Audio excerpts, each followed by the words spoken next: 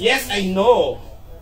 Oh, what do you have to say for yourself? Alam mo, ikaw ha, I was talking to you in English, and then sinasabi ko sa'yo, and of course, I was mad, irate, at talagang so you have to understand. But the thing is, when you step out of your booth, at literally tumayo ka dun at sumigaw ka ng wala kayong karapat na sigawan ako, don't you know that what you're doing is mas pinapahiya mo ang customers kung kanino galing ang money na pinababayad sa inyo at pinababayad dito sa mall na to.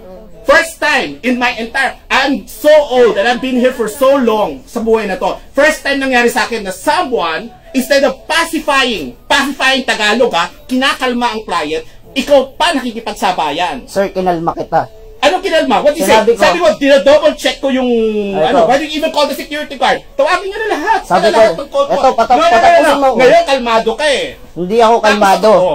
Diba? Sinabi ko sa'yo, dinodouble check ko lahat. You double check, but obviously, it wasn't right. So, how can you double check it? Sabi mo, incompetent ako magtrabaho sa harap ng maraming customer. Where's the customer? You know what? Eto ha, when I was standing there. So, wag mo akong duruin. It's not a license na bastusin nyo ko.